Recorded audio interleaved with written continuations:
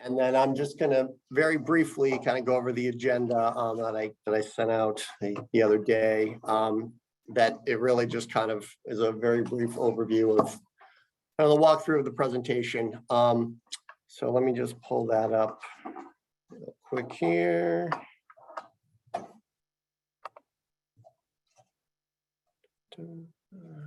can find it.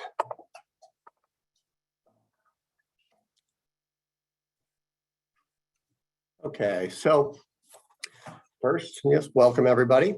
So the idea behind this meeting is to essentially have our contractor ERG kind of walk us through a couple of these, a couple of the energy pathways that they're going to be analyzing for the life cycle greenhouse gas emissions analysis, and to just kind of try to give everybody a better sense of kind of what goes into the model, what kind of factors, what kind of data, and just give a good example of kind of how it all works and how it's going to go, and also to provide an opportunity for at least some what will likely have to be somewhat brief given the amount of material, but will at least be a starting point for kind of the incorporation of, or the hopeful potential incorporation of, traditional ecological knowledge into this framework potentially, or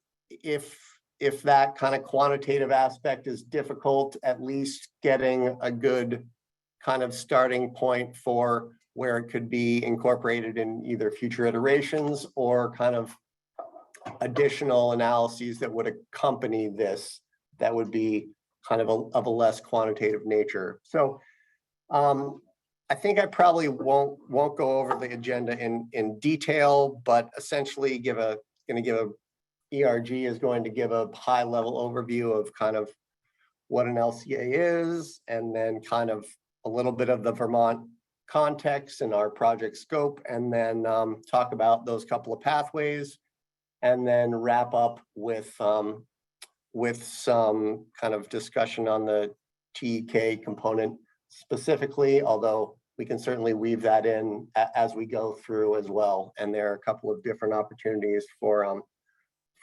both discussion and public comment as well. So let me see. Sarah or somebody from ERG, do you want to share slides, or would you rather I do that? Do you have a preference? Yeah, I think Jake will progress through all the slides. Okay, great. Do you want to keep that? We can. Okay. So yeah, Jake, I guess if you want to skip to the next slide, I can kind of give the overview of kind of where we are currently. So I guess just setting the stage a little bit, the life cycle emissions analysis from the energy pathways in Vermont, we've kind of been on hold for a little while we have been attempting to find TEK experts that could provide some kind of input and guidance on exactly how we can, weave that component into this analysis. And we have worked kind of with outside organizations, and I'm not going to go too deeply into this because we'll touch on it at the end, but we haven't had much luck in finding anybody to assist us with that at this point, and we'll kind of continue that onward, but that's kind of where we are right now, and why the analytical part of this work has been kind of on pause for a while.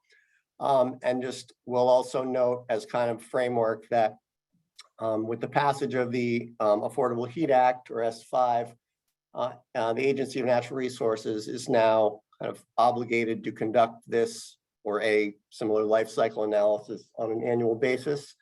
And so that will give us a lot of opportunity to kind of continue this dialogue, especially on the TEK component of it, and kind of try to figure out how to best weave that in as we go forward as well.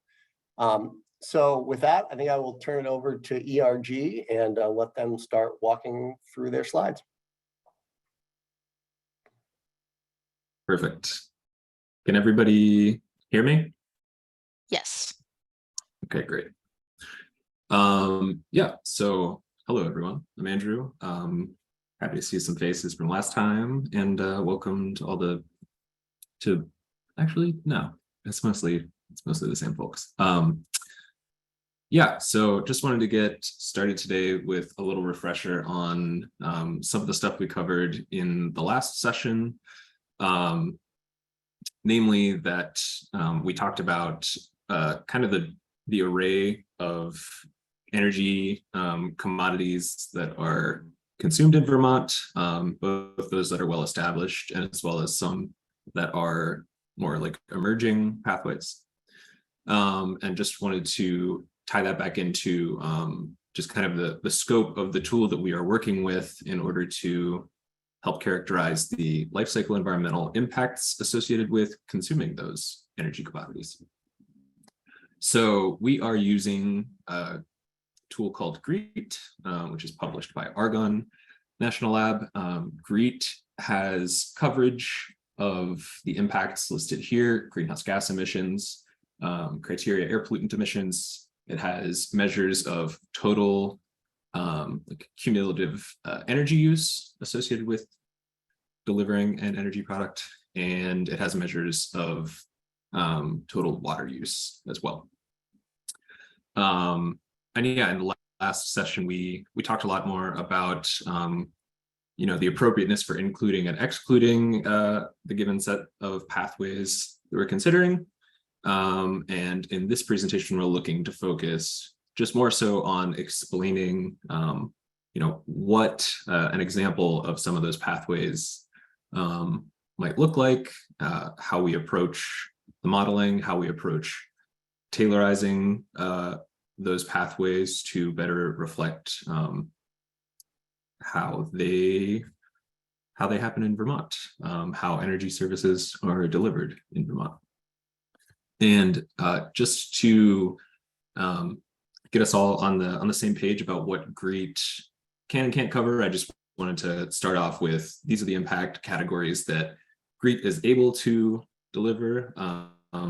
And then I wanted to give a brief example of a different set of impact factors, a different set of impact categories that LCA more broadly is able to handle as a contrast to that. So if you could hit the next slide. So this diagram, as opposed to just like the limited set of things that GREET can handle, is a broader set of midpoint and endpoint, as they're called, impact categories that life cycle assessment can help to characterize. You might ask yourselves, why doesn't GREET bother with all these things, or why can't we use GREET to help us with some of these things? The trade-off that we kind of initially walked through in selecting GREET as our model of choice for this study is that GREET has very good coverage of all of the different energy pathways that we want to characterize for Vermont, as opposed to other forms of modeling that would take a lot more time and just require building things from scratch. And it, you know, there are opportunities to start to characterize these other things, but for the sake of this analysis, we've limited ourselves to the things available in GREET because GREET is essentially just the best tool to approach these energy pathways that we have off the shelf. So I wanted to show this figure though, to sort of prime everybody here to start thinking about, you know, once we have a sense of what GREET can deliver, what are maybe some of the other impacts that life cycle assessment can help us to characterize outside of GREET, and which of those impacts might have different priorities, or you might yourselves prioritize differently in the context of Vermont.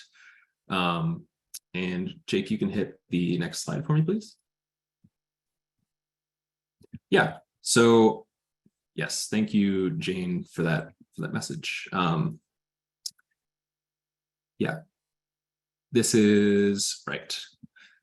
So a lot of how we've talked about wanting to engage stakeholders has revolved around integrating perspectives from traditional ecological knowledge, just trying to get broader input on how these impacts are characterized, how, you know, how human activity ties back into longer term effects on ecosystems, the environment broadly construed. That is part of what some of these impact categories look to characterize. So things like freshwater ecotoxicity working all the way into damage to ecosystems is a pretty good example of a place where I would expect folks with TEK experience would have some real inputs on like how those methods work and whether they're capturing all of the effects that folks are like notice or just have experience with. So just trying to use these first few slides as a primer for everybody to think about like what GREET can help us with and what it is not yet designed to help us with, but what life cycle assessment methods more broadly could be used to help characterize. Wanted to pose some of these questions to y'all.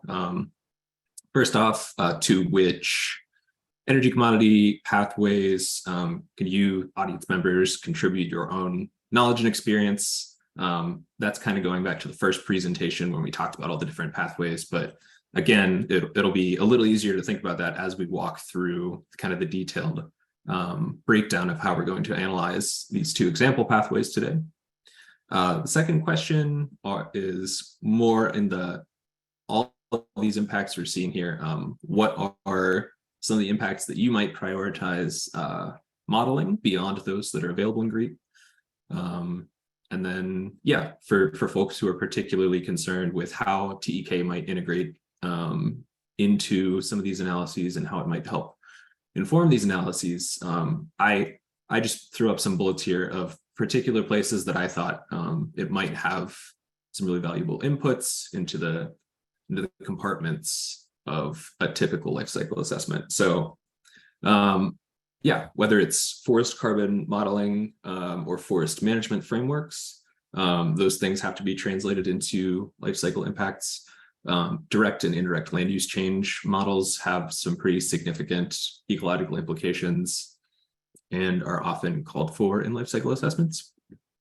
And finally, those ecotoxicity impacts that I mentioned, the characterization methods for those impacts just intersect a lot with ecosystem sciences. So I think there's probably a lot of space there for that type of input. Okay, so now that I've just kind of gotten everybody maybe with 1,000 questions in their head, I want you to hold on to those and let them kind of stew as we are talking about the energy pathways. And I also think the next slide here might be a little break for folks to chime in with some of the initial questions they have. Jake, do you want to go to the next slide? Okay, so we got straight into the intro to LCA, but let's just pause real quick. And actually, let's go back a slide. Okay, any questions about kind of how we're trying to get the conversation started today, what we're asking of our audience? Yeah, Richard. Is there a tentative list of, in fact, which impacts you are planning to model as part of this contract? Yep. Yeah. So if we can go back to the first slide, for this contract, we are pretty focused on greenhouse gas emissions. But GREET will just kind of on its own naturally produce these other Yeah, I'm sorry. I phrased my question very badly, and I apologize. It's okay. I am concerned that one of the life cycle analyses that we do addresses burning wood for heat. Mm-hmm. And I don't remember seeing a list of which energy pathways we are planning to model. Oh, okay. So that would have been in the previous session. We do have a copy. We have at least a document hosted somewhere that we can share with that list. But And and the one that I just mentioned that I'm concerned about, is it on that list? yes, it is. Yep. Thank you. Okay. Yeah, Chase.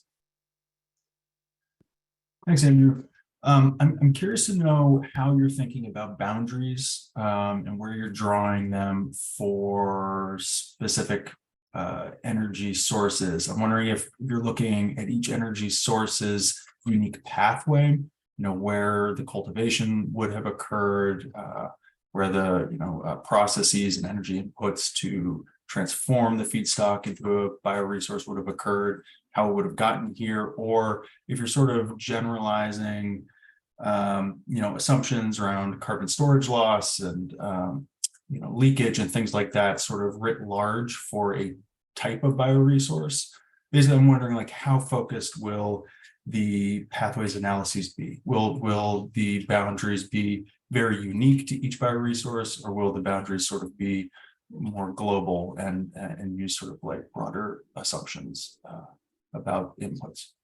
Yeah, so there's kind of two questions you asked there. When we say boundaries, that is usually speaking to like which, as you go further upstream in these supply chains, like which things eventually become so small of contributions that you start to like not bring them the whole way back into the supply chain. So, if somebody uses there's a lot of like circular relationships in these supply chains. So like somebody who's treating wastewater is going to consume some electricity, a drinking water plant is going to consume some electricity, and the folks who run the electricity generation plant are going to consume some drinking water. And like as you go back and forth through those things, you start to get to smaller and smaller contributions back to each other. Those things are referred to as, wherever you start to like stop that cycle is referred to a cutoff. That's part of boundary. The other part of boundary is just, how there's sometimes simplifications people will make to cut down on the legwork of collecting data, because lifecycle assessment is a very data hungry analysis. And yeah, I guess, so like you were saying, with the fugitive emissions question, those things are usually handled through, oh, sorry, Richard, I'm getting some feedback from you. The fugitive emissions pieces are usually handled through like some type of modeling assumption, whether it's, the EPA's characterization model for fugitive pipeline emissions when transmitting natural gas, or any other number of kind of like flat assumptions. But if you do know of like particular data sources that would be better to use for a given piece of Vermont's infrastructure, we are happy to incorporate those.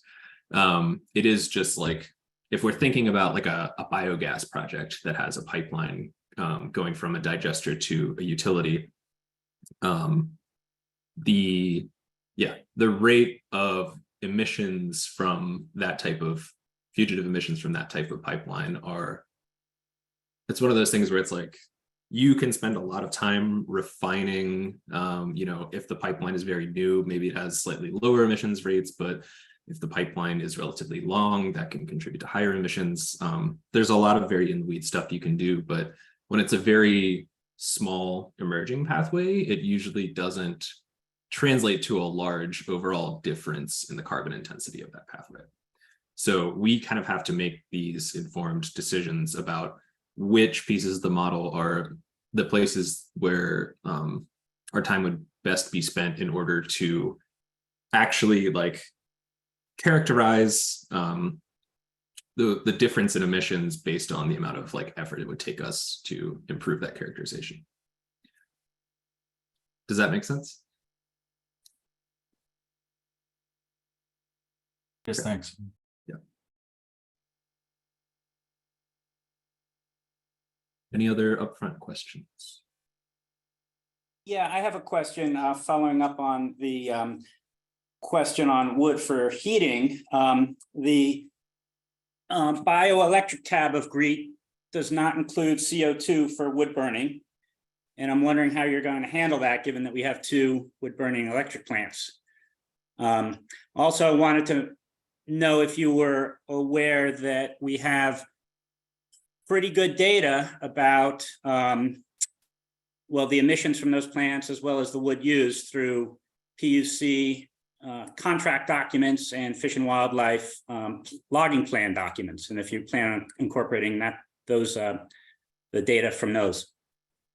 When you say contract documents or not, are these different from some of the permitting documents? Are there other? No, these are the actual contracts that Burlington Electric contracts with the loggers.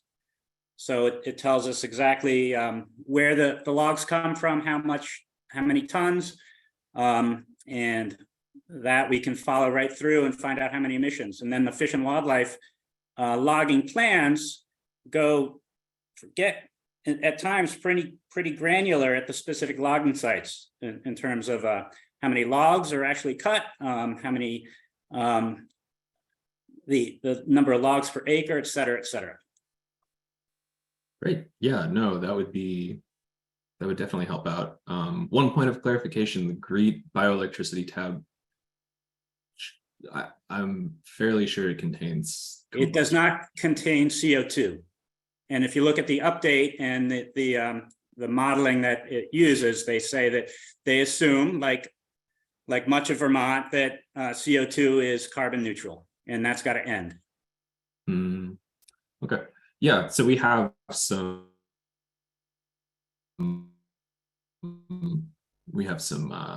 different modeling options for the balance of forest carbon that we don't have incorporated in the slide deck, but that I'm happy to talk about with you or anyone else further after this call. Thank you. Mm-hmm. I'd like to hear about that as well, Andrew. Sure. Yeah, we can get an email chain set up for that.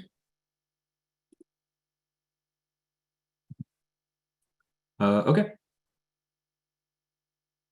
Any other upfront questions?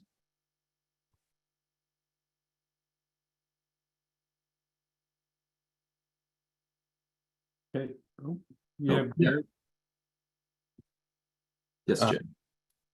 Thanks, Andrew, both for the presentation and for the questions.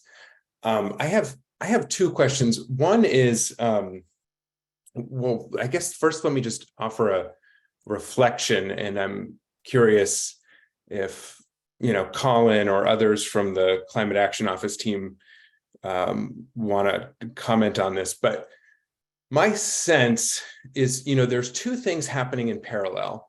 There's a life cycle analysis for purposes of updating and kind of extending Vermont's greenhouse gas inventory.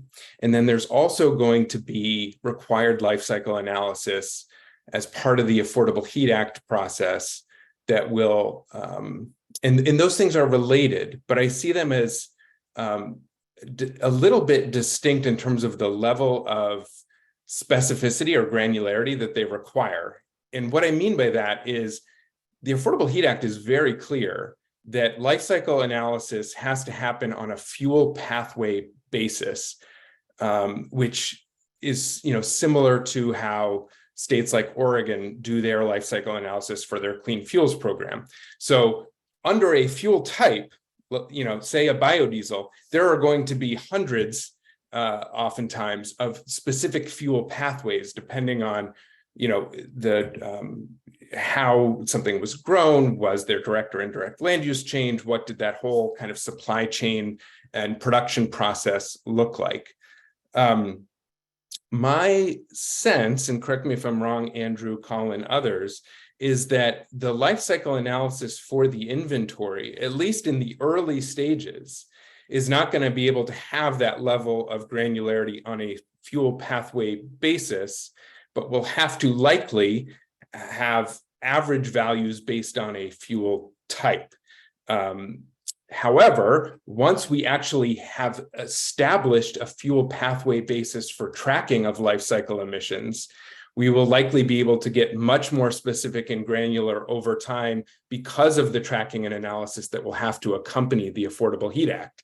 And we can kind of build up to kind of, more specific values over time. But what I have heard in the previous calls is that there's, that this is more about trying to identify average values for a fuel type that is measured at a statewide, very big picture level for the statewide inventory, which is going to be different than the compliance obligations for obligated fuel sellers and very distinct fuel pathways that they're doing. So that's one thing that I want to put forward and invite any kind of feedback on. The other thing is just to build on Richard's question, because my understanding of GREET is that, it stands for greenhouse gases, regulated emissions, and energy use in transportation. And so while many of the fuels that we use in Vermont for transportation, for electricity, even for heating, are going to be characterized in that model and can be adapted to kind of, account for Vermont specific variables and information. My sense, correct me if I'm wrong, Andrew, is that GREET does not have baseline models or a way to, for instance, estimate life cycle emissions related to, say, cordwood, wood chips, wood pellets that would be used for heating in Vermont. I think that there are biomass kind of electricity generation estimates that can be generated within GREET. If I'm wrong about that, please correct me. But if I'm right, I'm curious to know how the life cycle analysis for wood that is used for heating would be moved forward in a Vermont specific context. Yeah, for sure. So yeah, like you indicated, GREET was initially designed for transportation. It began to be developed back in like 1990 and has just kind of continued to expand since then. It does now include a lot of kind of like fundamental other sectors that support transportation fuels and vehicle production that are not themselves just solely products intended for end use in transportation. So it has a lot of modeling of grid electricities. It has the ability to model, as we were talking about a little earlier, bioelectricity with some strong assumptions. But in the case of cordwood for heating, we are looking to take some of the kind of like cultivation and harvesting process data from GREET and combine it with additional data sets external to GREET that that helps to characterize some of the other specific like felling and preparation methods. And there will be some additional transport stages and kind of like distribution and curing that we'll have to account for that GREET does not have modeling for. Yeah. That might be a good segue to continue and discuss some of the specific pathways and boundaries. If we want to continue. Sure.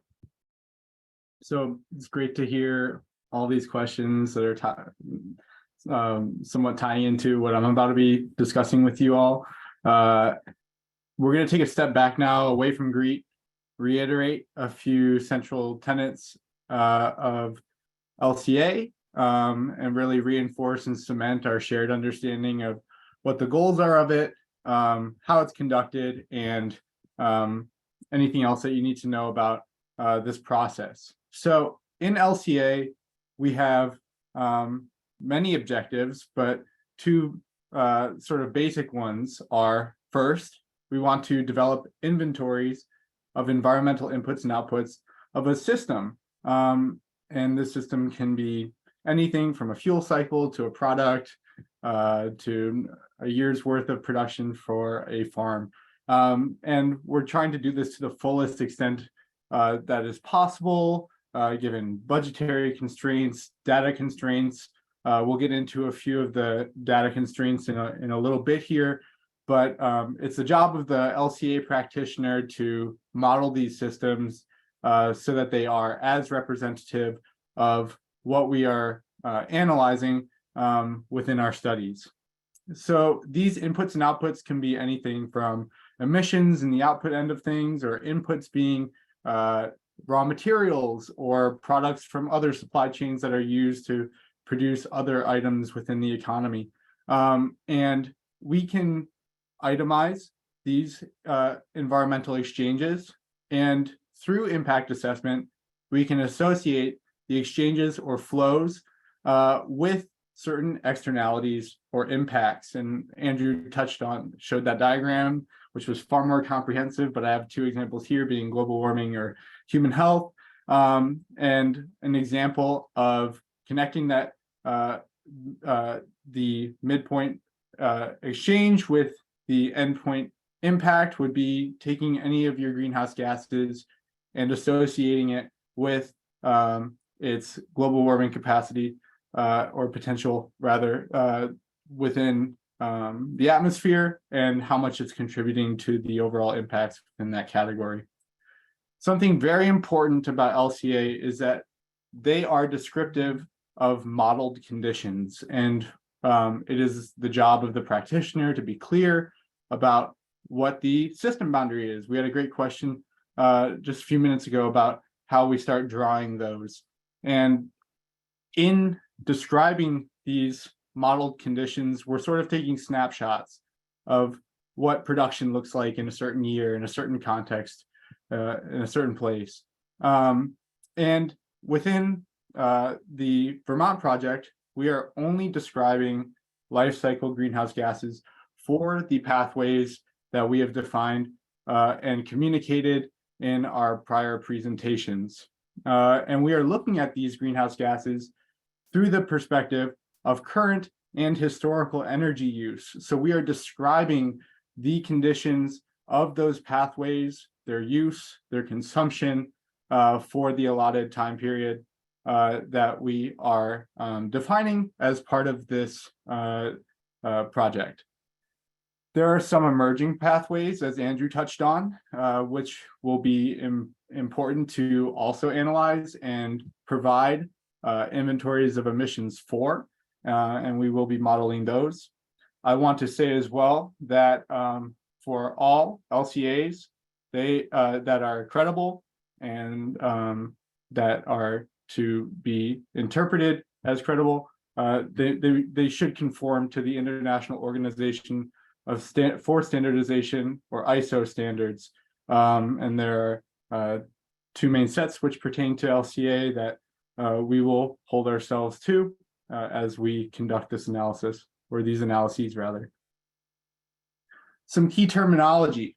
Within LCA, we must define a goal, and this is the objective of the study. As I've reiterated, it's to provide greenhouse gas emissions estimates for each of the energy pathways that are relevant to the Vermont context. Scope. We must clearly define and communicate the systems being modeled as part of the analyses. And as part of this, we talked about system boundary earlier, which I'll get to in just a moment. We have our energy pathways, and these are going to be any relevant means that energy is provided through for folks and for entities within the Vermont context. The life cycles of these pathways are defined as consecutive and interlinked stages of the energy pathway.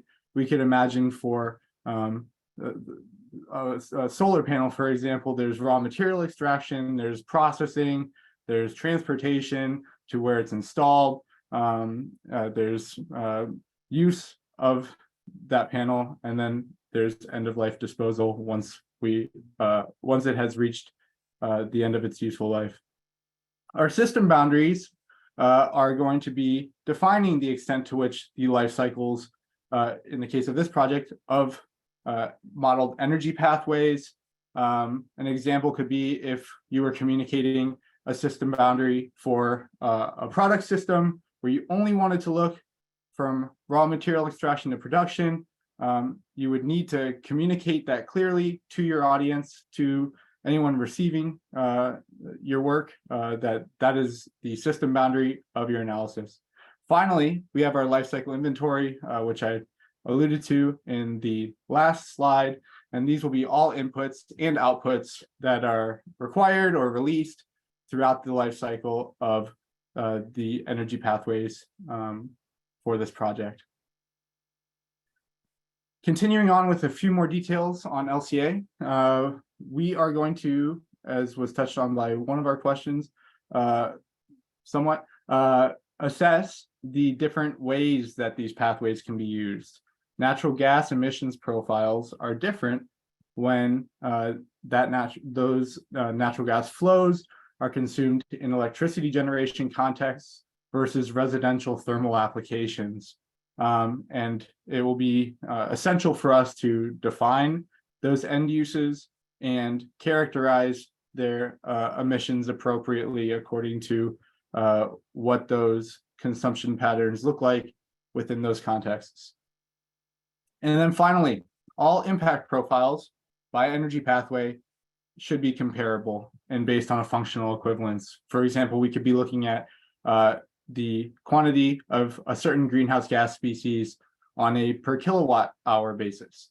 And it will be important to create shared system boundaries or to develop standard approaches to defining system boundaries for each of the pathways so that we can ensure comparability.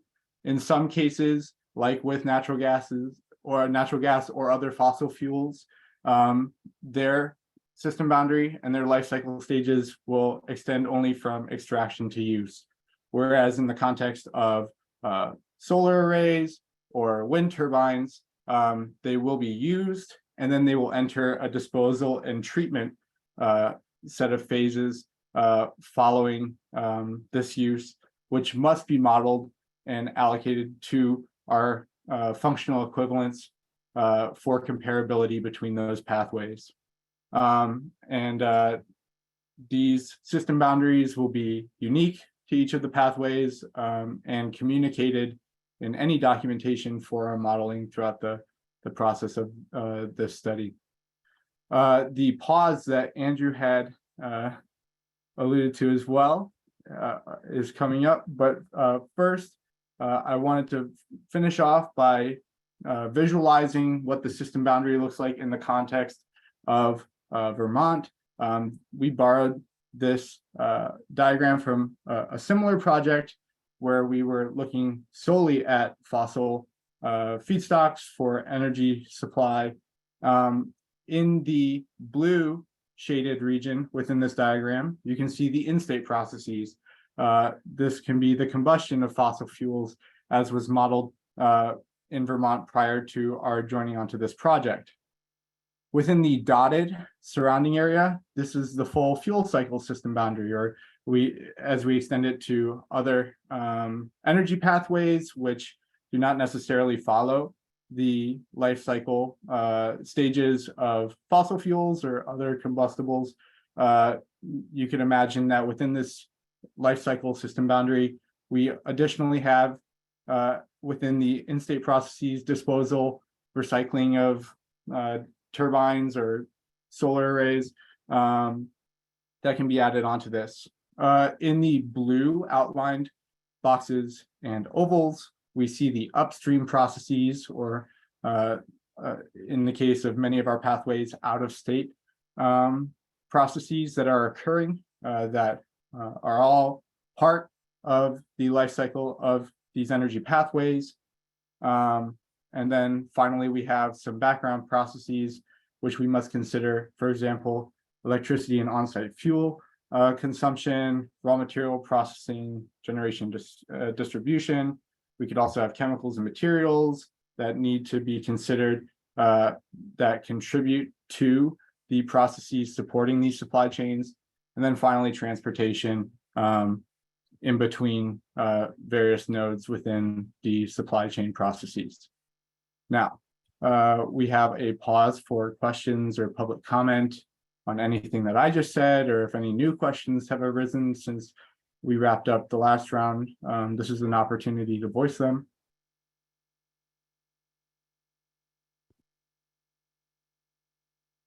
Sure, Chase. Jacob, could you please go back 2 slides? Just have a quick clarifying question here, just to help me understand sort of the scope of what we're talking about. In the final sort of sub-bullet point there, which shows extraction, processing, transportation, use, disposal, treatment. I have 2 clarifying questions for my own understanding. Is the word extraction, is that sort of specific, like just extraction, like we're just talking like biogenic fuel extractions, or is that sort of broader to mean like extraction, cultivation, harvesting? What are you thinking about with that term? Sure. I suppose that it may not be the most appropriate word for some of our contexts, such as with cultivation of biofeedstocks, but extraction broadly meaning the harvesting of raw materials from the earth for the purpose of applying to these energy pathways. Okay, great. Yeah, that's what I figured. I just wanted to make sure I was following and understood. And the second sort of question, just to clarify my own understanding with treatment, I heard you give the example of solar panels. Are there other technologies or actual pieces of equipment that would be used besides solar panels that you would be looking into for treatment? Just curious Sure. to know if that sort of applies more broadly. Sure. We could imagine within the context of nuclear electricity, nuclear generated electricity that's being provided to Vermont, the decommissioning of that plant, for example, what that would look like, what types of treatment to waste within that context will need to be considered within the context of wind turbines, their decommissioning upon end of useful life. There could be residues from certain fossil feedstocks that need to be treated post-consumption within utility contexts. So you could imagine a variety of ways that treatment would play into the life cycles of these pathways, and in some cases disposal and treatment may be one and the same. So definitely idiosyncratic to the needs of each pathway. Thank you for that clarification. It's really helpful. Judy. Yes, you're specific to say, to talk about within Vermont. What about biomass and natural gas and things that are transported out of state? Will that be included in the calculation? Mhm. So if it comes from New York or Canada, Yep. it Yeah. will be included? Yes, it will. We will be looking at the full life cycle of these pathways with special consideration of their point of origin or their average point of origin, and modeling transportation methods and all other processes upstream of their use within Vermont accordingly. And what if there's 2 pathways being used for one process? So like biomass using natural gas and wood chips. What would you do 2 separate pathways? Would you check them both out? Would you combine them? How would you do that? It'll all be considered, I guess, is what I'm asking. Yeah. We will consider the technologies present within the pathways and represent them as they are existing within Vermont. I'm not too. I could pass it on to Andrew for discussing the variety of biomass technologies or pathways pertaining to biomass. If you have any comments, Andrew, but yeah, no, that was a good question. Most of the energy commodities that we are trying to characterize here, or I guess all of them, are pretty much primarily composed of like one central like energy carrier, whether it's a type of natural gas or a type of wood or a type of heating fuel that is refined into that specific form and just kind of like incidentally accepts other smaller pieces of energy commodities from other pathways. We don't really have anything that's like almost like a 50-50 mix of two pathways that we would maybe call a combination of pathways, like I think you might have inquired about. So example- you wouldn't consider McNeil one of those cases? So right, McNeil is co-fired with other stuff, but it's still, it's all the inputs to McNeil are characterized. Like, we're not just going to say this is a wood only pathway, so we're not thinking about any of the other things that are burned with the wood at McNeil. It's just called the wood bioelectricity pathway because that's kind of the primary fuel for it. It's just semantic. It includes all the energy inputs. Yeah, we'll Well, I'm include. not that trusting of semantics. I just want to make sure that all pathways will be considered. Yeah, I mean, that's just how this whole framework works. We just put these labels on things for convenience, but we are in every pathway. Refining petroleum requires other energy inputs. Producing electricity often requires other types of energy inputs. Everything requires a mix of a bunch of different energy commodities. So, Okay, thank you. Pike. Yeah, thank you. I think this is a question for Jane, and just a point of confusion on my end. It sounds like there was an earlier presentation, and it sounds like maybe that was not open to the public. So I just want to confirm that. And if that's the case, could we get or find a recording of that previous presentation? Thanks. Sure. There was a previous meeting, as I tried to explain in the chat for some context, there is a task group, which the Climate Council has used in certain instances around implementation work from the Climate Action Plan. And that task group is comprised of Ag and Eco, Just Transitions, and Science and Data members. And that task group met once or twice, I think, in the past, since the contract has been ongoing, to review the work as it got going. That meeting was not recorded, but we do have, if you don't have already, we do have the presentation from that meeting that we'd be more than happy to post online to actually have just transparency on what was discussed at that meeting. Yeah, that'd be helpful. The building of the pathways. I'd appreciate it. Thanks. Yeah, of course. Cheryl.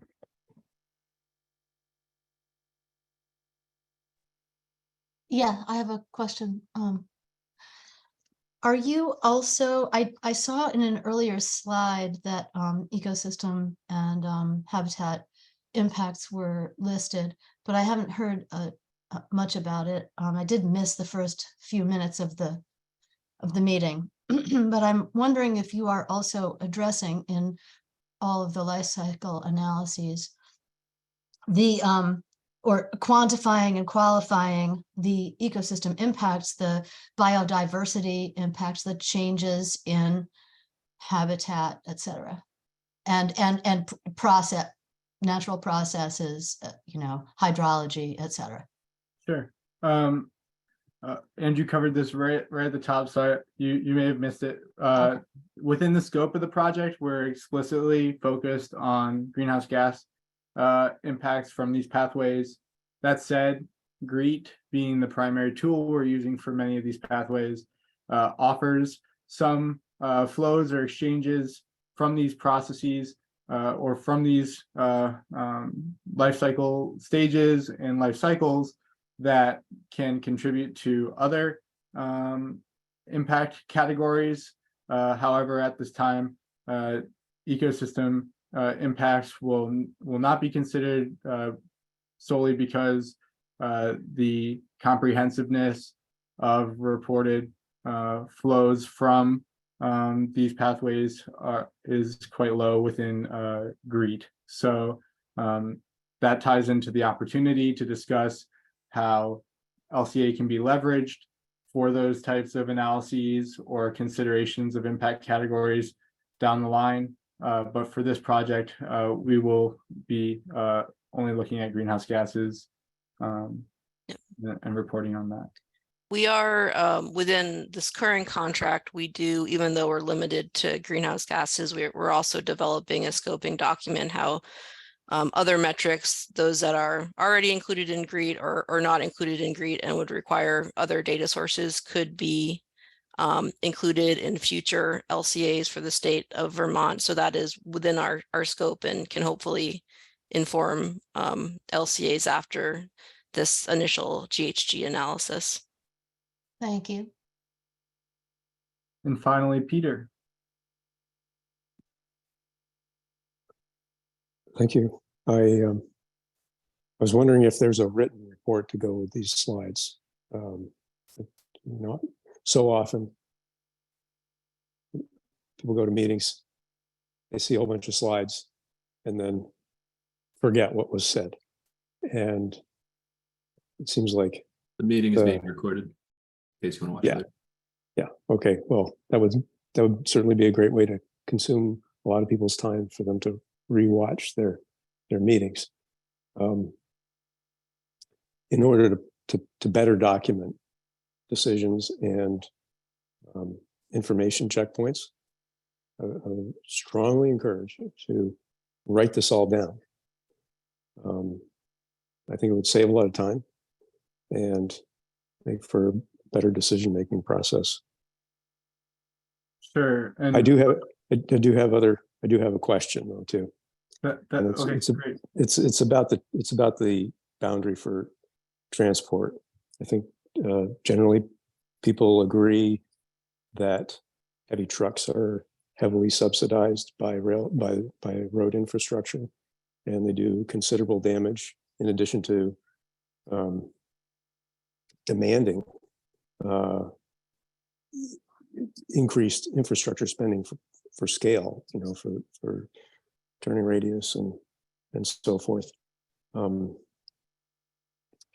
are infrastructure demands modeled here? Thanks.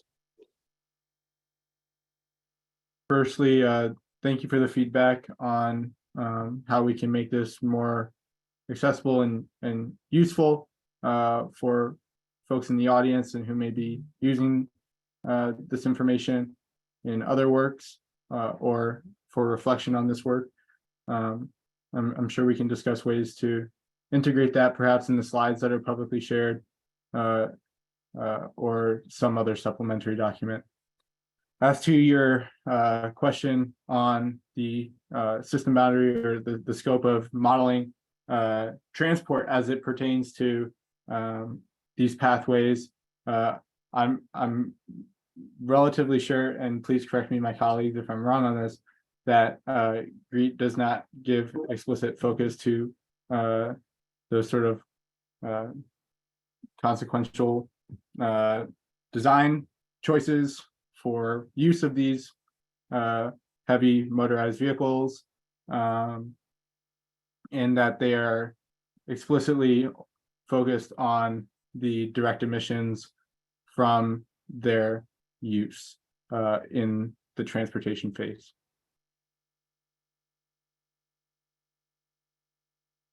Any other points from ERG colleagues to add to that?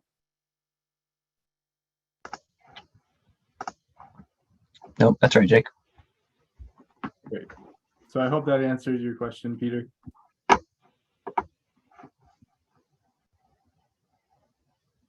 All right. If there are no more questions, I'm going to hand it off to my colleague, Ben.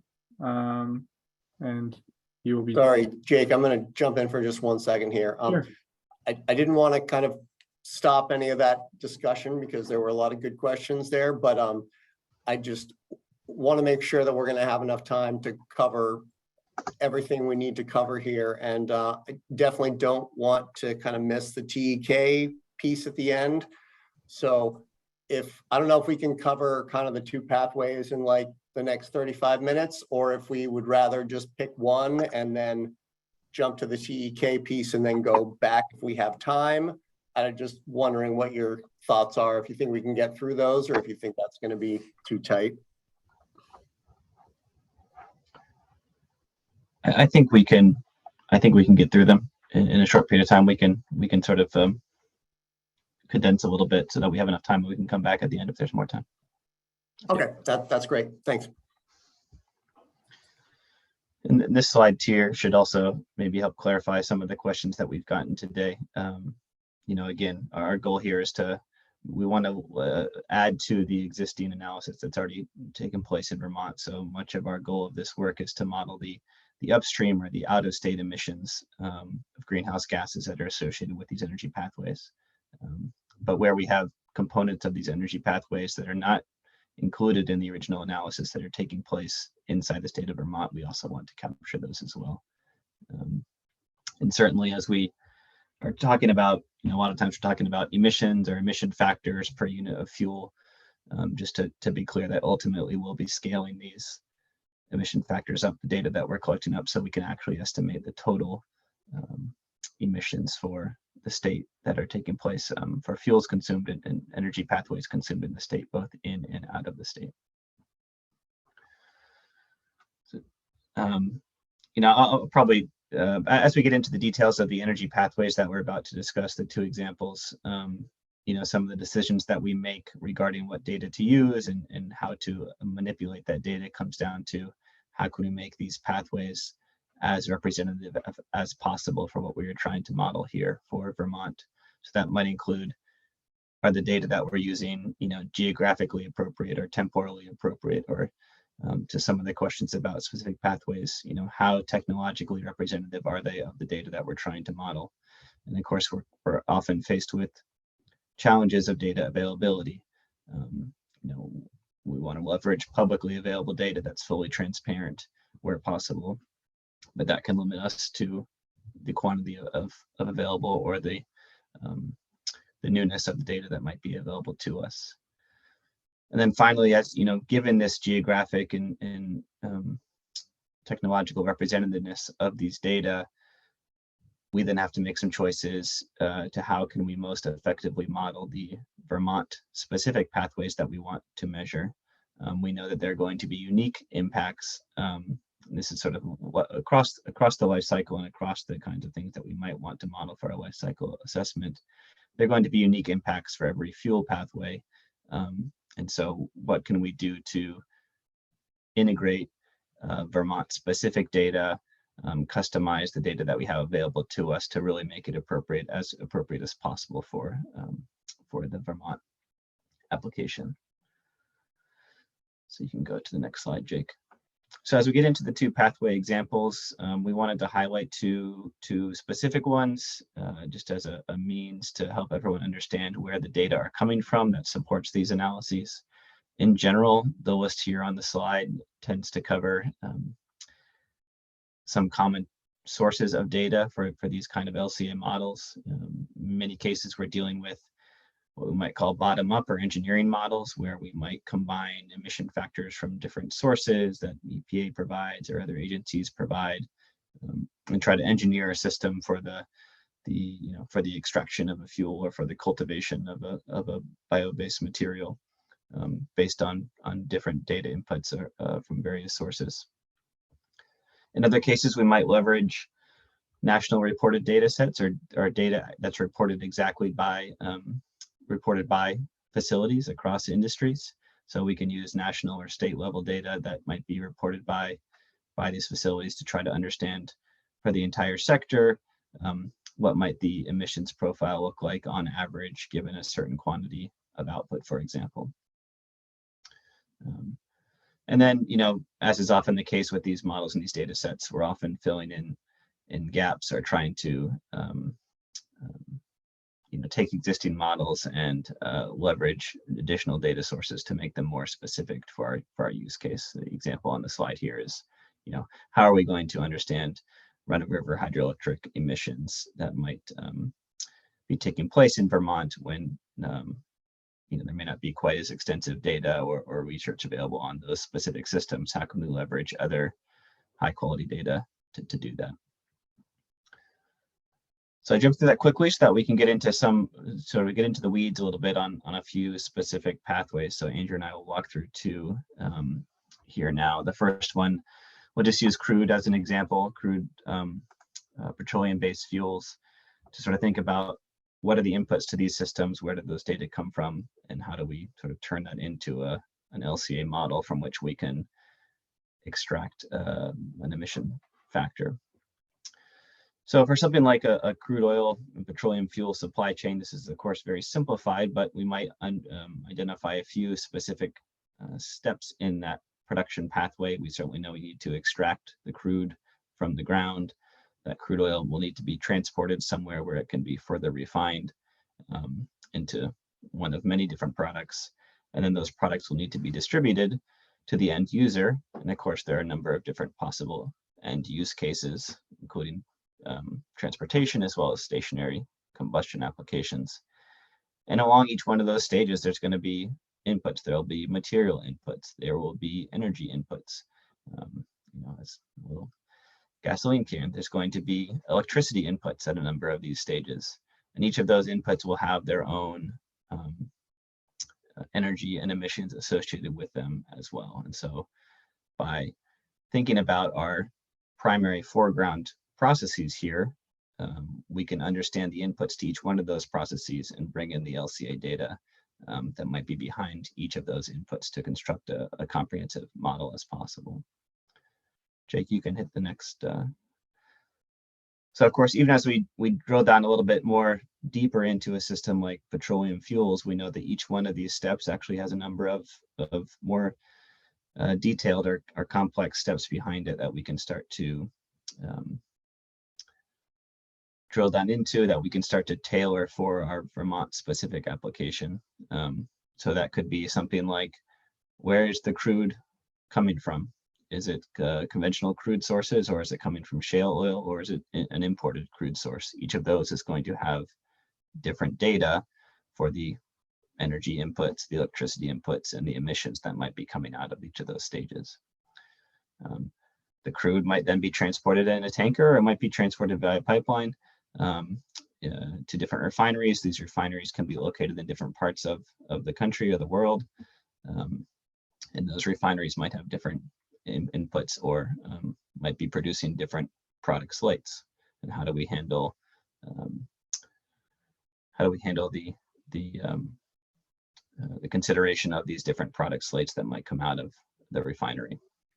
And then again, how does that final product get distributed to the end user? Is it coming through a barge? Is it going through pipeline or a truck? Each of these questions, each of these data points is going to require, or is going to use data that something like GREET has in it, or that we can supplement with additional data sources. Next slide, please, Jake.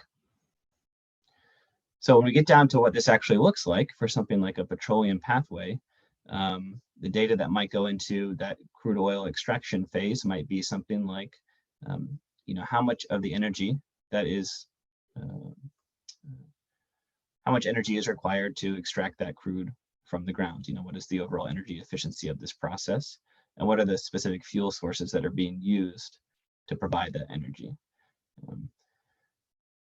Again, each of these fuel sources that might go into that crude oil extraction that we see on the left, things like natural gas, diesel, electricity, are going to have their own data behind them for their life cycle impact. So when we take all these things together, and Jake, you can hit the next slide, we can compile all these emissions from these different sources into emission factors for each step along the way in order to calculate, what is the net total greenhouse gas emissions for the life cycle of that crude oil extraction itself. So as we do this for each stage, as we tailor each of these particular components for any given pathway, we can then compile these emissions from these different stages to ultimately lead to us to an emission factor for the pathway itself. I think Andrew's going to walk through another example for RNG, so I'll pass it over to him. Yes, that's right. Just starting off with a quick visual of a recent RNG installation. I think this is from 2021, installed by Vanguard Renewables.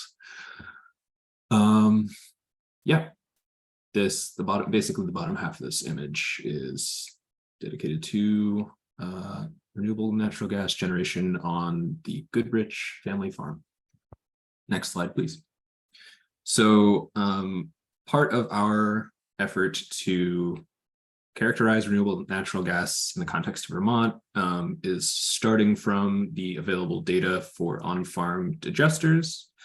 That data we are primarily obtaining from the joint venture, maybe not venture, the collaboration between EPA and USDA on the AgStar database. The map on the right side shows the current set of 14 operating digesters on dairy farms in Vermont. But there are quite a number of new projects that are seeking to be permitted and approved in the coming years. So the feedstocks for these are primarily cow manure with the sprinkling of other things like food and dairy processing wastes like spoiled dairy products, as well as other agricultural residues. And the end uses of the biogas produced by these digesters spans a number of uses. The primary use is cogeneration of heat and power, which is often abbreviated as CHP.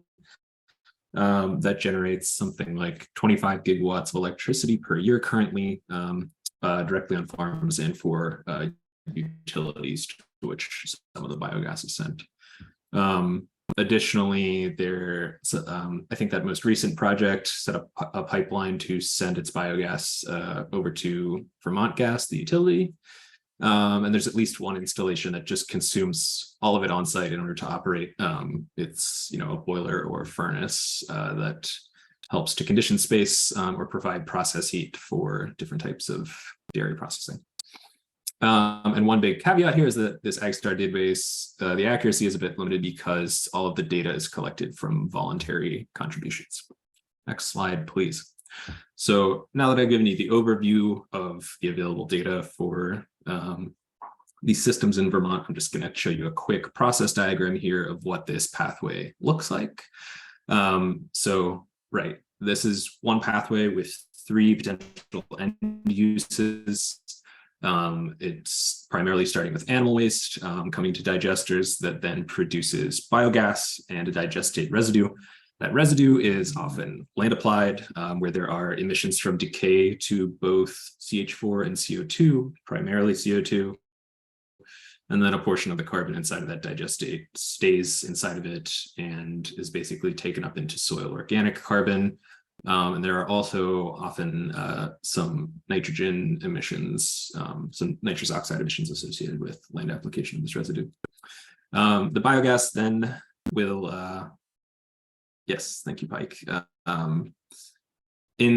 There are CH4 leakages potentially associated with moving biogas from one place to another, whether it's into a cleanup step or in a pipeline or to a combined heat and power process. The degree of those leakages depends on a lot of factors, from the age of the infrastructure to how well it was set up to, if there are soil settling issues with pipelines. There's a lot of different things that impact pipeline integrity and operations, but there are inside of GREET some pretty standard assumptions that relate to methane leakage, and we can talk about those more probably after I get through the meat of this. So yeah, typically the biogas is sent to a biogas cleanup step before it would be combusted. Some folks don't bother with that and just put it straight into a boiler. That cleanup step requires its own electricity input. Next slide, please. So jumping from that very conceptual overview to straight to what it looks like inside of GREET, I just wanted to give you all some perspective on how GREET treats this. You can see with the highlighted cells here, those are parameters that we are looking to, in some part, refine to better reflect how these systems operate in Vermont. Jake, if you would click again, please. And this is just to say that the overview I just provided you is basically just one-to-one with what's inside of GREET. There are percentages that dictate how many of these, how many how many molecules of methane make it to a given process versus are lost to leakage. Those things are considered in the life cycle greenhouse gas emissions associated with the pathway and with different stages inside of the pathway. Now I'm going to talk about just this particular set of parameters up here and how we're going to refine those. So there are, you can provide a lot of different types of livestock waste to the digester model inside of GREET. The default is, it just says 100% dairy cow.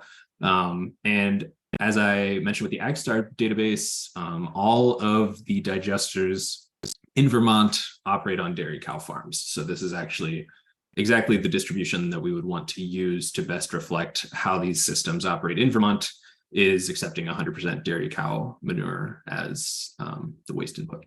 Next slide, please. And this is just a really quick view of what the AgStar database looks like. It's up on, I think, EPA's website. You can download it yourself and check it out. It has operational as well as inactive projects being a site that has a digester on it. And one more click, Jake, please. This is the set of columns that we're using to determine the distribution of livestock wastes that are accepted as inputs into this pathway. It's all dairy. Questions and comments?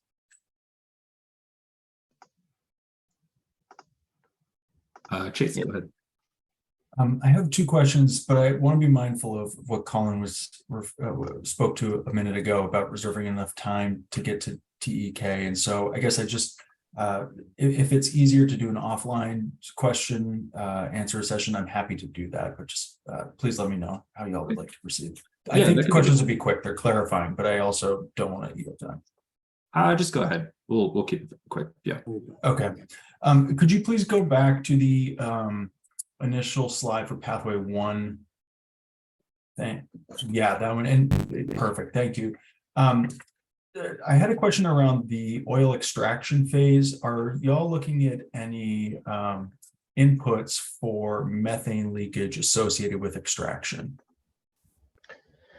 Yeah, so that is right. So there's accounting for those kind of emissions in the extraction phase in GREET. I think that was a data point that's been updated relatively recently. Certainly in petroleum and natural gas supply chains, that's a big point of research right now. Is how do we understand methane emissions from fugitive emissions, especially from these wells and from the distribution of these fuels. So great, yes, that's wonderful. Yeah, I was curious about that, just sort of given the focus the United Nations has been placing on that in particular. So that's great to hear. And then on the end of this pathway, I didn't see, oh, sorry, same slide, but sort of I'm going back in my head to the schema you created for how you're thinking through different inputs to a pathway analysis. I'm curious, are you looking at any sort of like remediation or disposal emissions or inputs or considerations with a pathway related to petroleum?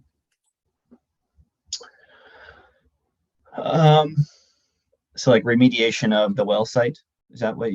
It could be, yeah. I mean, or of a use site, if say the oil is being combusted in an electricity generation facility or in somebody's furnace in their basement. I'm just curious if y'all were looking at that type of thing or not.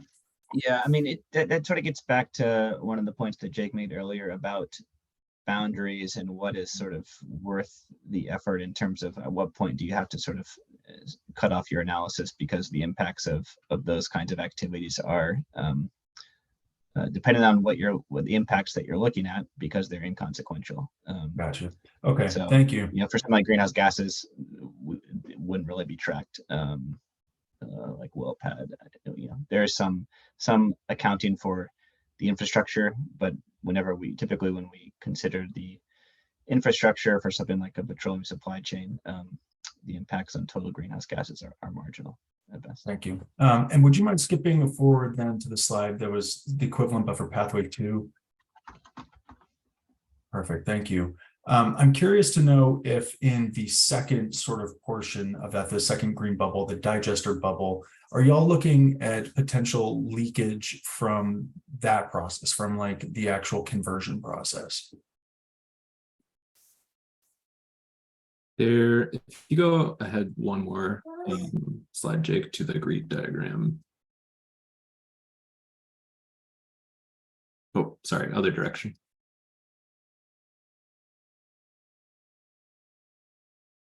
Hello? Pardon, could you reiterate? Reiterate my question, sorry.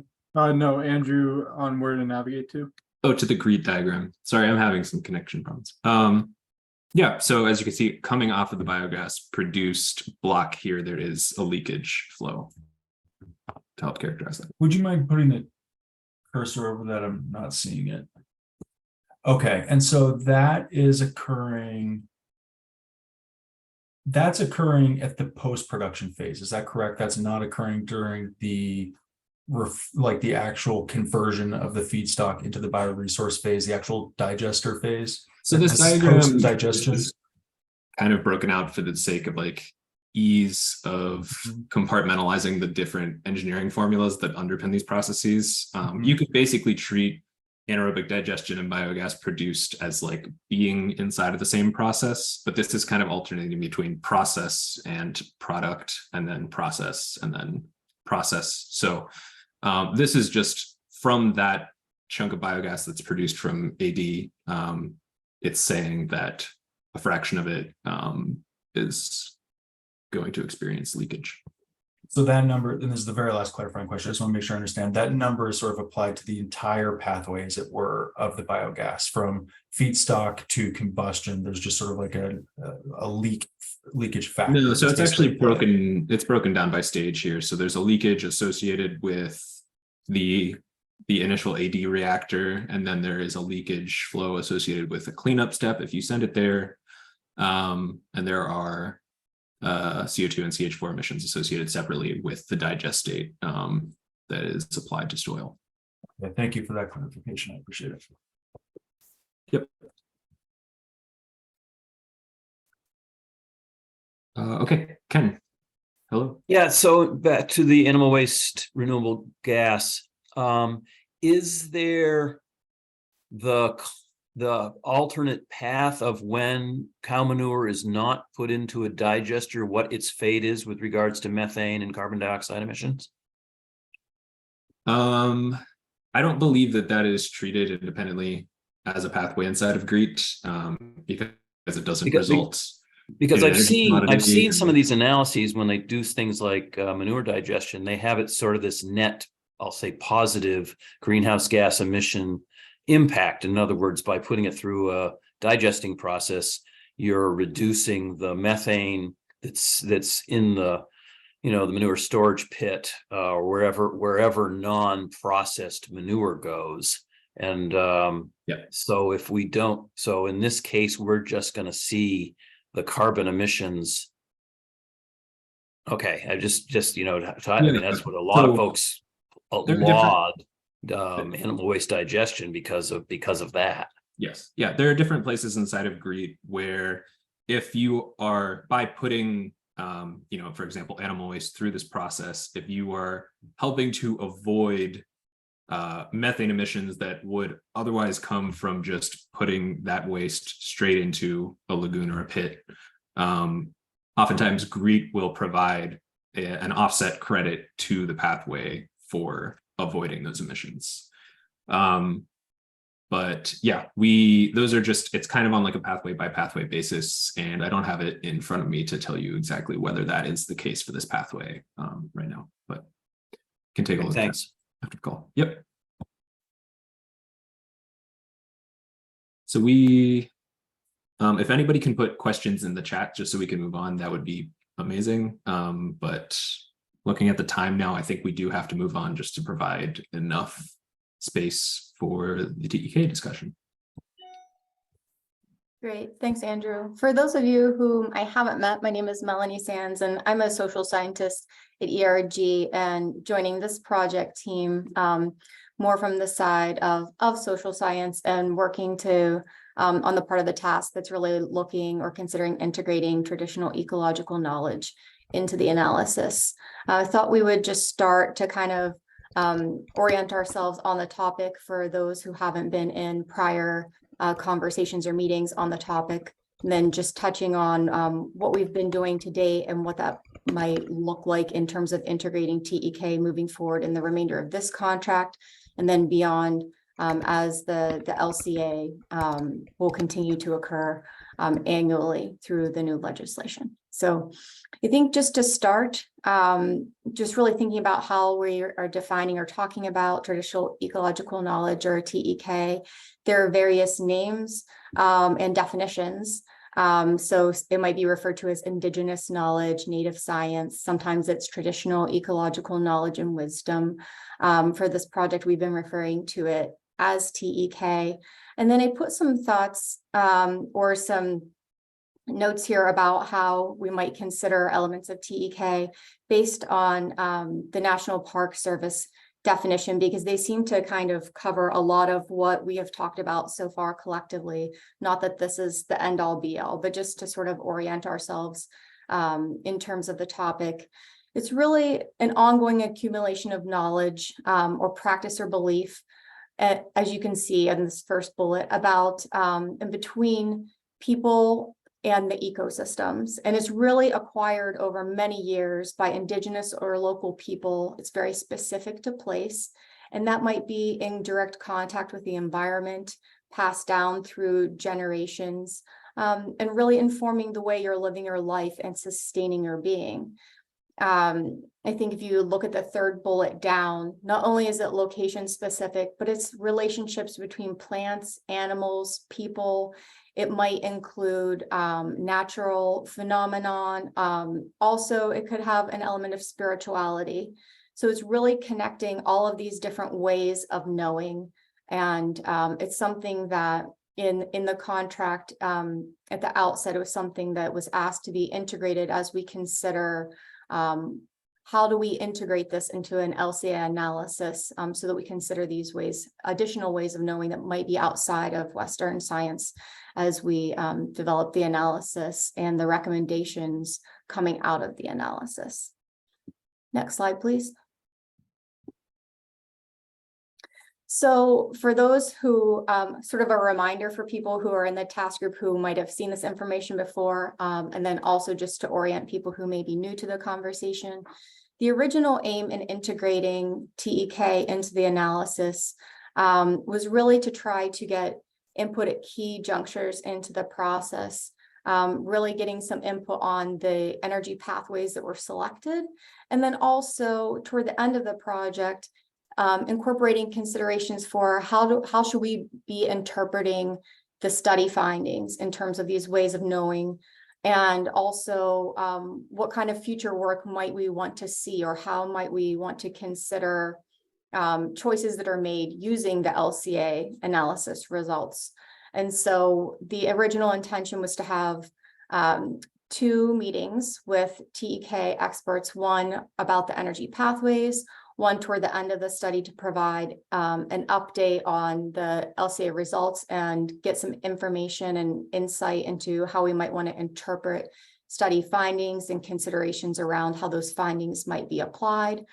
And then also we would be then developing a scoping document for future analyses that really says, here are things we would like to consider moving forward. So for instance, I know one question that popped up in terms of, are we considering ecosystem services and biodiversity and things like that? So when we think about the scoping document, it could be, here's some other things we would recommend from a TEK perspective, or things that link to TEK that may not be in this current analysis. So what are some things we think we could incorporate moving forward, or we might suggest moving forward to get a more complete picture or a broader picture beyond just greenhouse gases. So taking that all in, We met with as a project team, ERG, the Vermont state team, and some task group members. We met to think through, okay, well, what do we need to do here? And so I think that what we really discussed is that maybe we're not in a position to really say how best to integrate TEK. Maybe we don't understand how it should be integrated in the first place. So one of the conversations that we had was really to identify an initial 1 to 2 experts to inform, really just to have a conversation and get some insight about what should the TEK process look like, or how should it be integrated into the project. Maybe there's a different way that we should collect the information and input from different TEK participants. And so just kind of walking along the process here at the bottom of the screen. So our aim was to try to find a couple of people to have an initial conversation with, and then through that conversation, develop a process or a plan for how we would engage TEK stakeholders or participants in this project and how it might inform the analysis. And then we would then follow through with that engagement process that was determined. And that's how it will be integrated into the project. Next slide, please.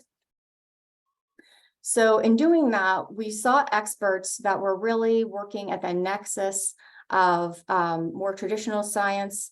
I saw a comment pop up from Judy about maybe not calling it Western science. And I think as an aside, I think we're all learning. And so I apologize if I'm not using the correct terminology. And when we pause for questions, Judy, I'd be happy to hear about how I should be preferably phrasing things. So I apologize if I'm not saying that correctly. But I think what we were looking for is someone who has worked at a different type of analysis. It doesn't have to necessarily be an LCA, and the nexus of that and TEK. So trying to get people who have tried to integrate these types of analyses in TEK before to better understand how should we integrate them, what types of people should we involve, and in what way is preferable to try to collect information that may not be on our radar. So we were looking for people in that vein. And then basically each component each team member, ERG, the Vermont State Team, task group members, we all came together with some suggestions or tried to tap our networks for people who might meet that criteria. And then I want to give a big thank you to Judy, who really not only tapped into her network, but did a lot of the outreach, trying to connect with people to gather their participation, or at least have a preliminary conversation about their input in the process. So big thanks to Judy on that. I think what we learned or are learning through the process is that there were only a handful of people. I think there are more probably broadly in the country, but it's not a skill set that is easy to come by. So trying to identify and vet and find the right people who might fit that niche. And then in reaching out to them, either some people may have expressed that they don't feel that they're the best fit to provide input or guidance on that process. And then some people who we think would be a good fit maybe just didn't have the time or willingness to participate. So where we are with the contract right now is that, and we'll get to it in the next slide, but in terms of outside expertise, it's something we're just going to continue to pursue because we do want to, and the collective project team, including the Vermont State Team, everyone wants to see that integrated as we move forward, especially as we get into future analyses, if we're not able to secure experts within this contract period. Next slide, please. So what we are able to do moving forward, I think the big piece, in addition to figuring out ways and recommendations to integrate TEK or collectively identify and engage experts on an ongoing basis, which will be one piece of it. As you'll see here on this slide, really trying to identify any opportunities that through conversations like today that people or task group members might see opportunities to integrate TEK further, and we can definitely incorporate that. But I think the main way that we're envisioning right now is really through this scoping document. It will be a collection of what have we learned or what are we learning in terms of identifying experts and engagement moving forward, but also what are the other opportunities to integrate TEK and different elements of LCA analyses moving forward? What would we like to see? How can it be expanded? Sort of teeing up what is possible moving forward to better integrate some of the things that we're hearing and learning through this process. And that includes not only the types of analyses, but also this could be in our final report as well as the scoping document, but considerations for integrating TEK, but also considerations for how do we use LCA results when we're considering elements of TEK. Are we being thoughtful in how we're not just integrating information, but the actions that we may be taking using the information that we learned through the analyses? So I think that maybe, next slide, please. I think I'll pause for a minute. I think we had some discussion questions, but I think I might pause for initial feedback and thought. I think that really in some of the remaining time, we'd be curious to get some thoughts, particularly around if you have thoughts about how TEK can be integrated or opportunities to integrate it, and then also some considerations when we are developing that scoping document. And we can walk through some of those questions, but I think that we wanted to just get everyone on the same page and then create an opportunity to hear some additional thoughts and considerations around the topic that we can take forward in this project and also tee up for future work. So are there any questions or comments on what I reviewed so far? And I can't see hands at the moment. So I see Judy's hand. Hi, Judy. Hi. I just want to make it clear, TEK is not a social science. It is a science. We just got $60 million from the National Science Foundation to build an Indigenous Science Center. We didn't get it for a social perspective. We got it because it's pure science. Sure. And I'm sorry if it came across, I didn't mean to have that be, if I didn't articulate that clearly. I'm a social scientist, but I wasn't trying to imply that TEK. I know, but the social science. So thanks for clarifying that. The definitions you gave in the beginning are all from a social perspective, and this is a pure science. I mean, $60 million was not given to us, and for nothing. For a year and a half, we had to fight with the National Science Foundation to get it, and we got it. No, that's outstanding. Yeah, I wasn't trying to. I apologize if that wasn't a comprehensive definition. I was trying to pull from some different things, but I appreciate that clarification. Yeah, I definitely respect that. I don't disagree with you. You have to look at Western science and traditional ecological science as something that has to be braided together, not blended together, because they're two distinctly different sciences, and they will work if braided together. If blended together, they won't. Yeah, no, I appreciate that. I know we've talked about that previously in terms of braiding or weaving the two. Are there other thoughts or questions?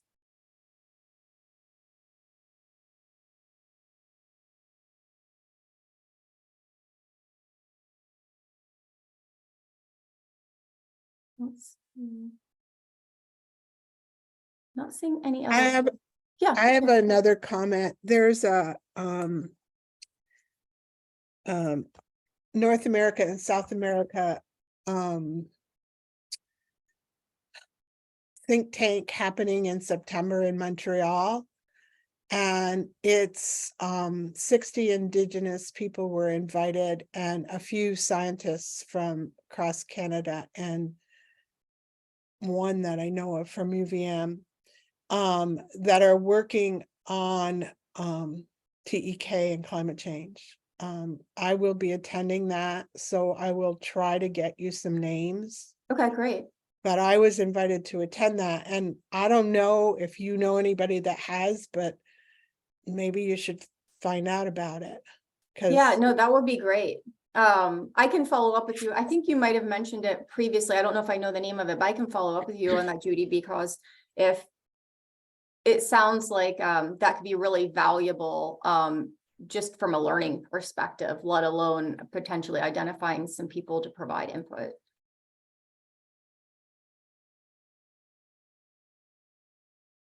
Cheryl.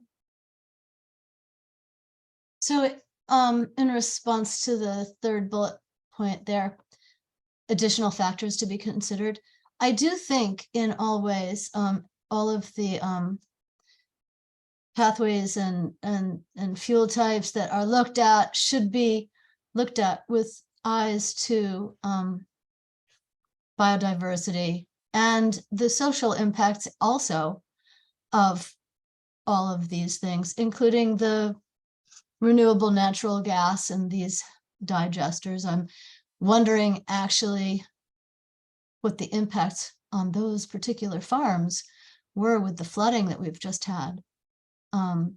And, you know, so I think that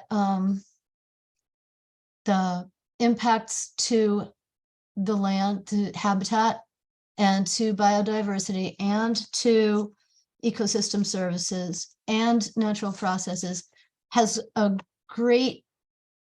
lot to do with, you know, what happens in, well, with regard to things such as flooding and other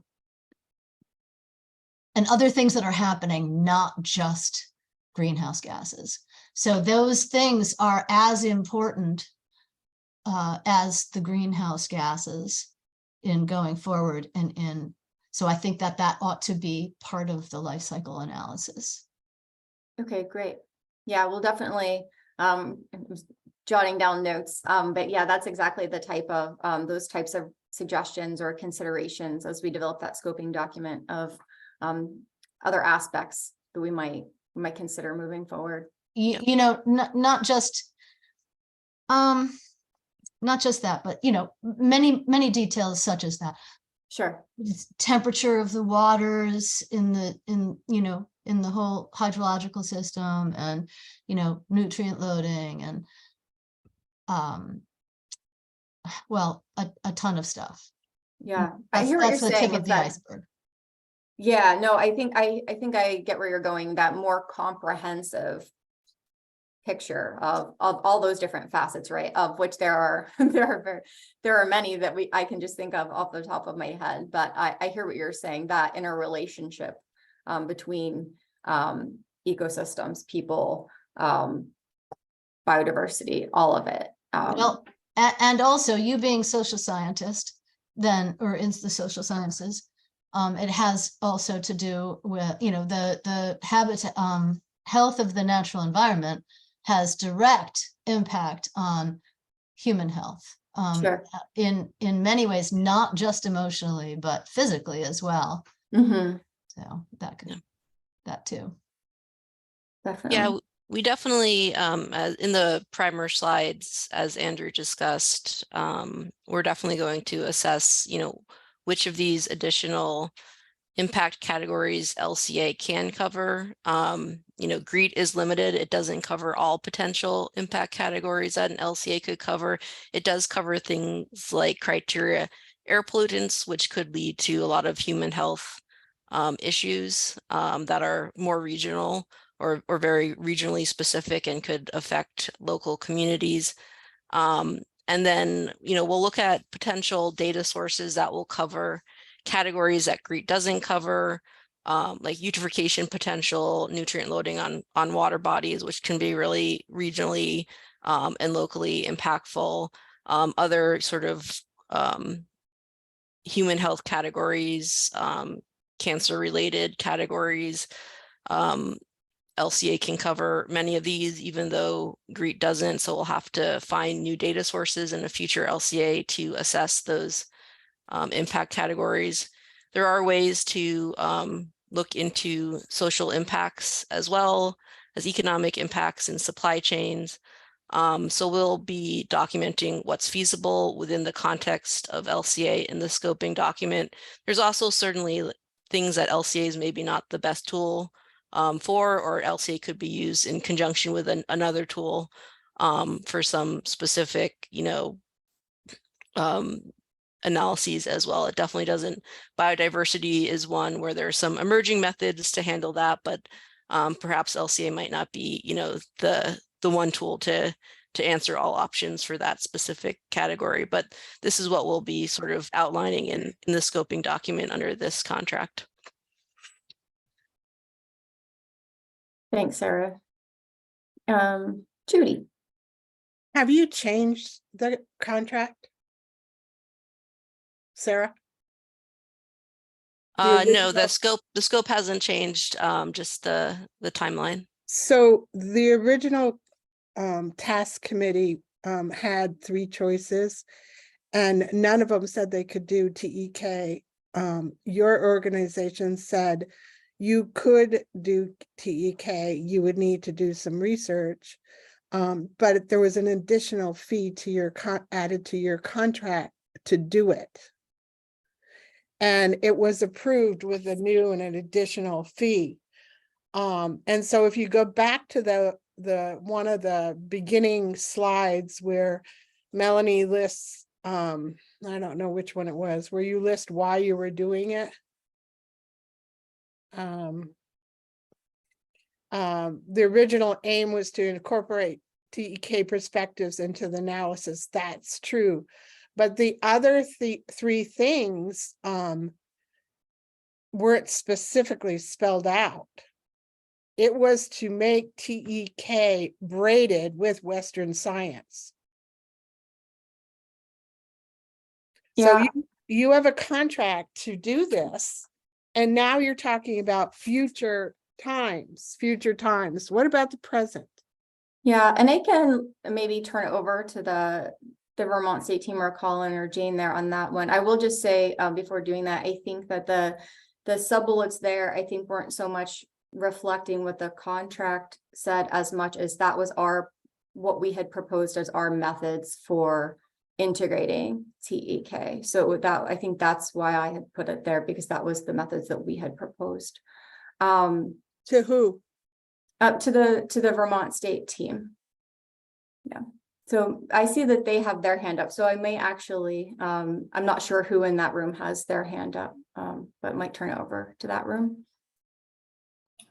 Yeah, I mean, I guess I'll try to speak to a couple points being asked and hope it helps. But the process that was outlined on the slide was, I thought beyond the state team, was the collaborative process that we had identified with the task group to think about what the tangible, like actual actionable items was for ERG to work on, to engage and incorporate TEK and to braid it into the Western science that is the life cycle analysis for this work. To do that, we needed to identify and find TEK experts in addition to yourself, Judy, that could help support that process. And so in an effort to do that, we put the technical Western science approach analysis on hold over the last few months to make a good faith effort to try to find those experts. That said, we haven't been successful, and in an effort to now pick the work back up, knowing that we have discrete timelines with our funding, as well as compounding impacts of now having to do a rulemaking process for life cycle analysis by the end of the year, as well as an opportunity through the passage of the Affordable Heat Act, that this is not a one and done. This is an ongoing process that the state will embark on every year. So it's not like this contract is our life cycle analysis. It's the first step of what will be a framework that we can modify and adapt over time. and continue to learn from and upgrade. So as far as the actual braiding of TEK into this life cycle analysis, we have been thinking about the fact that we were on hold, haven't been able to actually find experts to engage in how we refine the explicit pathways. That said, we can talk also about if there's immediate actionable items based on seeing the pathways today around tweaks and changes that we could make, but plan to move forward with the framework as is and have the scoping document still prepared that speaks to and signals work and supplemental analyses we can continue to do in future years. So I understand that, Jane, but the problem is what you have here for aims are Western science aims, not traditional ecological knowledge aims.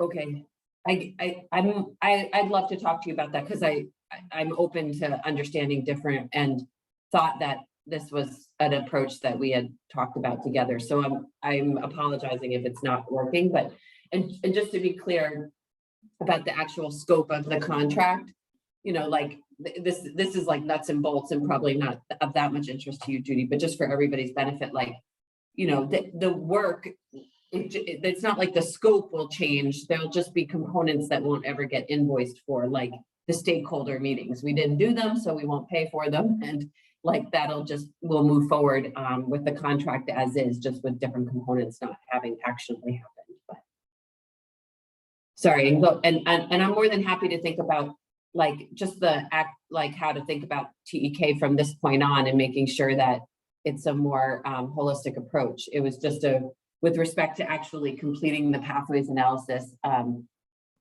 we had felt like we were ready to move forward with that component now.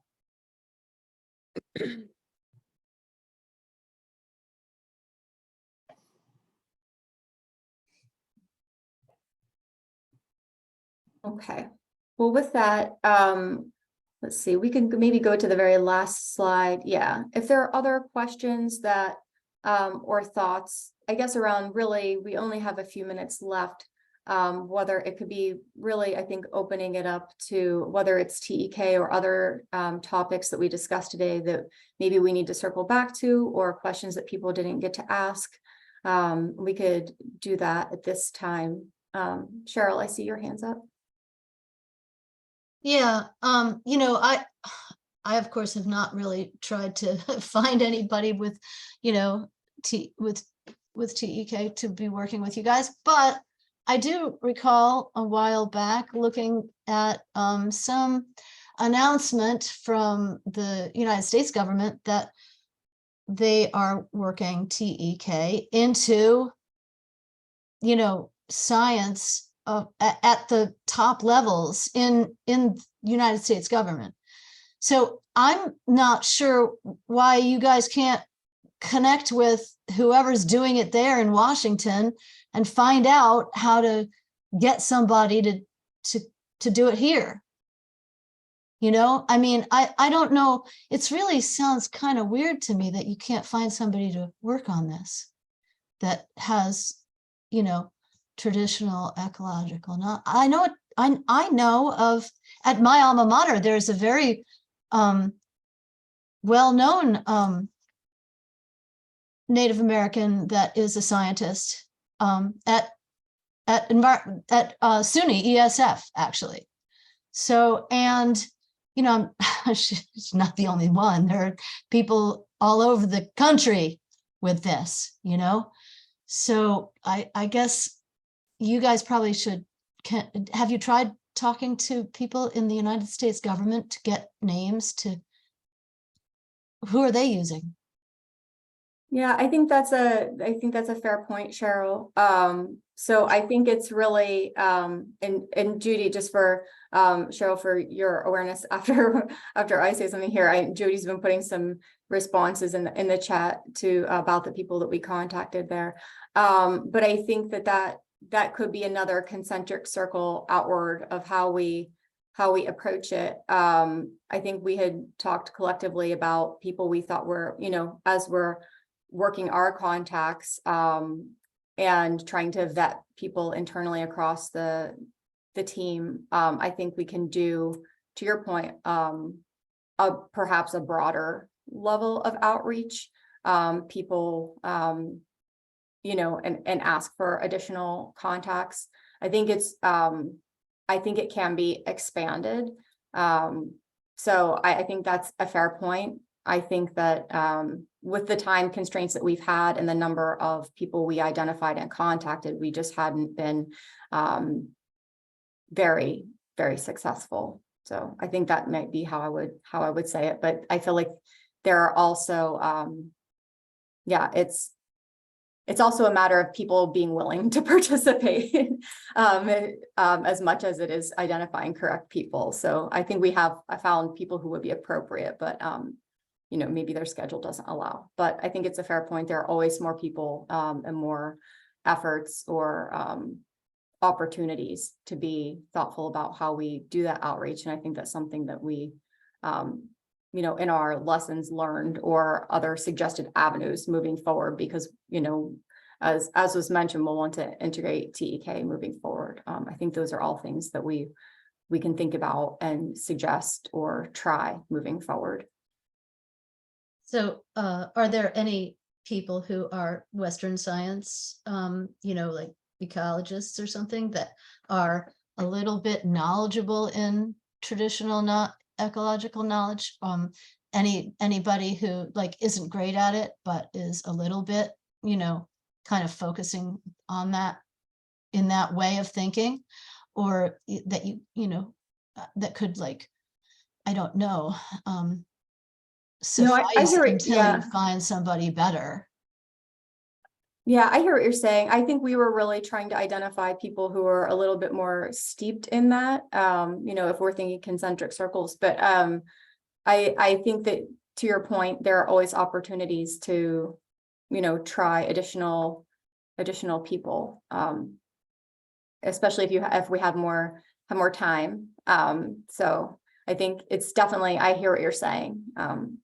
And there are definitely additional routes we can try to go down to identify people. And if we have more time, for instance, if we've learned some of these things, maybe some of the people we've identified who don't have time in their schedule, maybe we would be able to tee them up for the next analysis, or, you know, things like that. I think there's some opportunities there. If we know that it's going to be a recurring, or we know something is coming in the future, maybe some of the people that we thought were appropriate, but couldn't work out schedule wise, could in the future, if we had more of a lead time there. So definitely point taken. Definitely additional routes we can go to find people. Chase. My question is totally different, and so Sure. I'm actually going to defer if this conversation if there's more to be said here, but I don't want to interrupt. Were there other questions or comments related to what we were just talking about with TEK, to Chase's point, that we want to touch upon before I know we just have a couple minutes left, but I'm not seeing any hands, Chase, so maybe go for it. Okay. Thanks, Melanie. I missed, there were a few questions in the chat about the emissions that might occur in the absence of a digester system, the counterfactuals, and I saw your response, Sarah, that you're going to consider counterfactual scenarios in the sensitivity analyses. I guess I was just kind of curious to know a little bit more about those. Like, are there multiple counterfactuals? Lagooning, you know, spreading manure, you know, using agricultural practices that reduce manure in the first instance and methane in the first instance. Like, I was just kind of curious to know a little bit more about like how granular you're going to get with counterfactuals, if you're going to have one general one or several different ones. And this question at 1:58 is probably too big for now. So we could also totally do this in an email or a subsequent meeting. It's not urgent. Just curious. Yeah, GREET definitely includes different options for counterfactual scenarios. So we do want to incorporate those, especially at least in sensitivity analyses. And it's very feedstock dependent. So for example, like RNG can come from different feedstocks. If it comes from landfill gas, for example, you would look at, well, what would happen to that landfill gas if it weren't converted to RNG? Would it be, for example, like flared? Would there be more like unreleased emissions of methane or something else? What's sort of the most common conditions in Vermont? Similarly, if the feedstock is manure, you look at, well, what would be the practices of using that manure were you not to use it for RNG. So it does tend to, these do tend to be very feedstock dependent counterfactual scenarios. And we try to sort of develop the various inputs for those based on what's sort of most likely the condition before any like conversion to a RNG facility.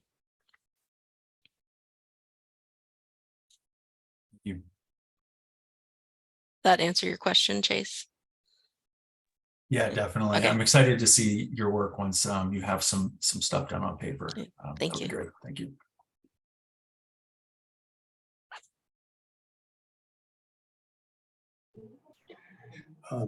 Great. I guess I'll ask with 1 minute left, any further questions on anything today?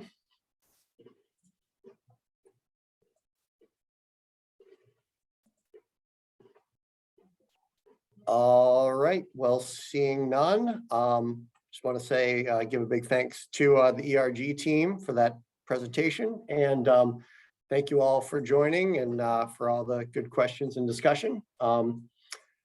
And yeah, looking forward to continuing with this project, and yeah, hopefully we'll get some great and really interesting information out of it. So thank you all again, and looking forward to connecting soon. Thanks all. Yep, thanks, Phil. Have a good day.